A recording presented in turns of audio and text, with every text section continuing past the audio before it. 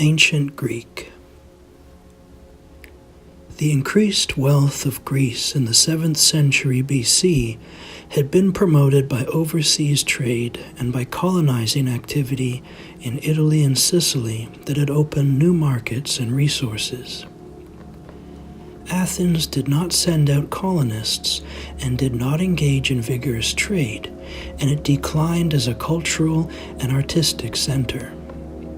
Corinth, Sparta, the islands, the cities of eastern Greece, and Crete came to the fore with their diverse artistic interests and means of expression. At no other time were there such strongly differentiated regional schools of art in the Greek world. The cities demonstrated their wealth and power, particularly in temple building, which was to foster new architectural forms, and also in the decoration of the temples and of the national sanctuaries. These architectural arts, in turn, encouraged imaginative and ambitious forms in sculpture and painting. The early periods.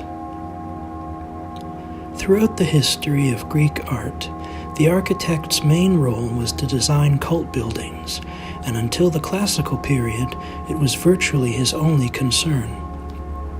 The focus of worship in Greek religion was the altar, which for a long time was a simple block and only much later evolved into a monumental form. It stood in the open air, and if there was a temple, generally the altar was positioned to the east of it.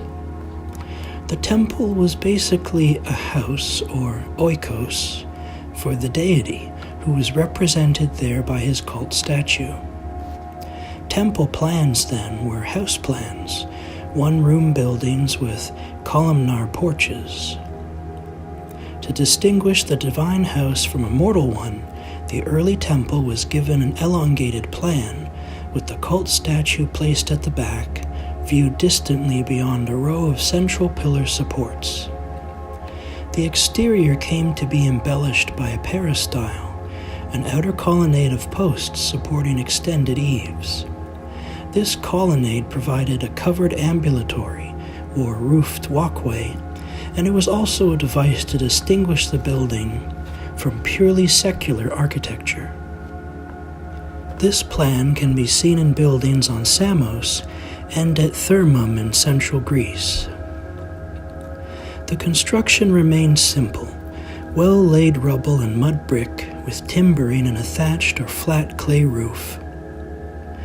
By about 700 BC, fired clay roof tiles made possible a lower-pitched roof, and by the mid-7th century, fired and painted clay facings were being made to decorate and protect the vulnerable wooden upperworks of buildings. As yet, nothing had been constructed in finished stone. The Orientalizing Period. From about 650 on, the Greeks began to visit Egypt regularly, and their observation of the monumental stone buildings there was the genesis of the ultimate development of monumental architecture and sculpture in Greece. The first step in architecture was simply the replacement of wooden pillars with stone ones, and the translation of the carpentry and brick structural forms into stone equivalents. This provided an opportunity for the expression of proportion and pattern, an expression that eventually took the form of the invention or evolution of the stone orders of architecture. These orders, or arrangements of specific types of columns supporting an upper section called an entablature, define the pattern of the columnar facades and upperworks that form the basic decorative shell of the Greek temple building. The Doric Order was invented in the second half of the 7th century, perhaps in Corinth.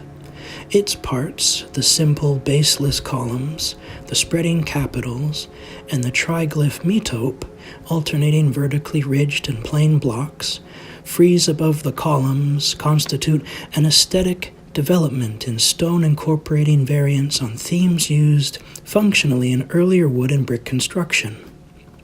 Doric long remained the favorite order of the Greek mainland and western colonies, and it changed little throughout its history.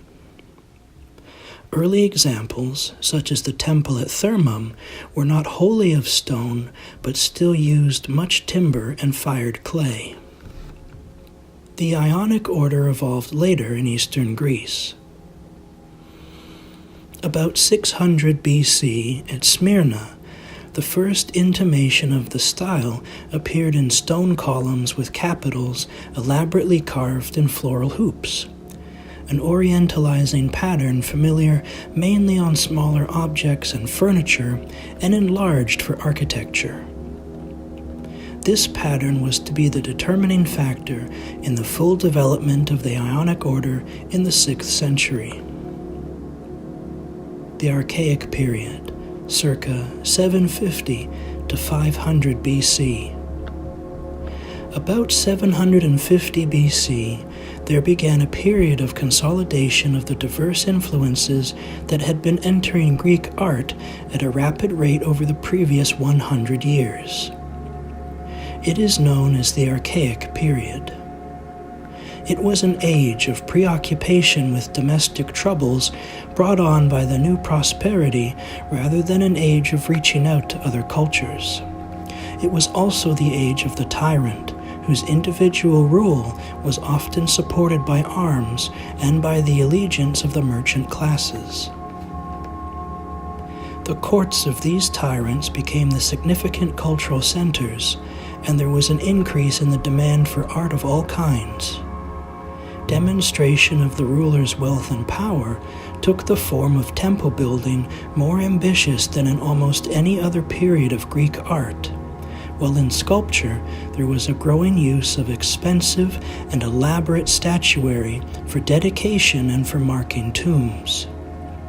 In contrast to the previous relation of Greece to the outside world in art, there developed for the first time a substantial production of bronzes and pottery for export.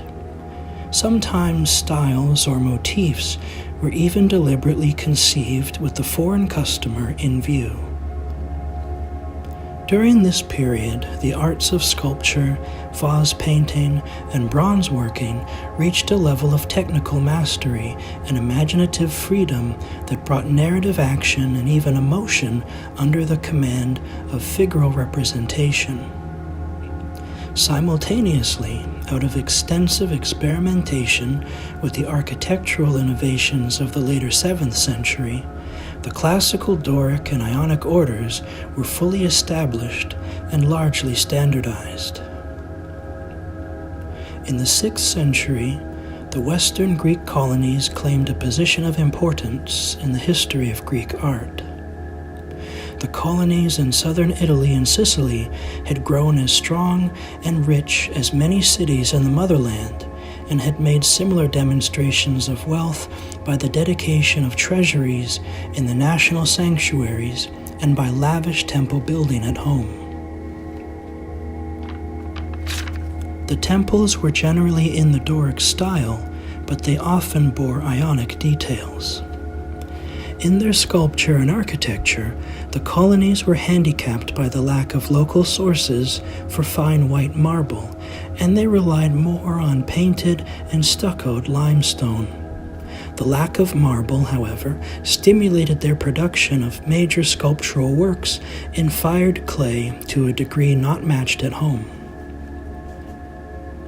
The Colonial Art Centers seem to have been Syracuse, Selinus, and Acragas in Sicily and Posidonia, or Paestum, Sybaris, and Tarentum in Italy.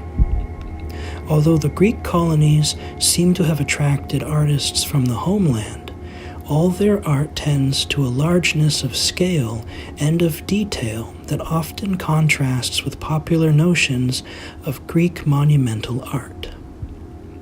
For example, the most striking ancient building on Sicily is the colossal Doric temple of Olympian Zeus at Acragas, begun in about 500 BC and left unfinished a century later. To carry the weight of the massive entablature, The outer columns were not freestanding, but were half columns engaged against, that is, partially attached to, a continuous solid wall. An early and Sicilian variant of this use of the plastically molded wall mass with the orders applied decoratively can be seen in the columnar curtain walls of Temple F at Selinus, begun about 560 BC. The engaged columns of Acragas were echoed in the late 5th century by the architect Ictinus in the cella of the Temple of Apollo at Besae, and half a century later by the sculptor Scopas in the Temple of Athena at Tegea. All these buildings suggest that the 18th century Enlightenment idea of Greek architecture as a system based solely on post and lintel construction, in which the columns carried the load, was erroneous. Because temples constructed entirely of stone were expensive, they were not replaced without a compelling reason. In many central and southern Greek cities, therefore, the robust archaic forms of the Doric temples dominated the townscape through the classical and later periods. The forms were heavy, with plump columns and capitals and brightly colored upper works.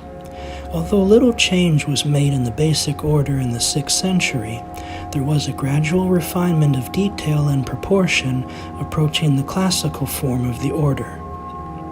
At this time also, the place of sculpture in Doric architecture was once and for all established. The more exotic Ionic order of Eastern Greece was slower to determine its forms.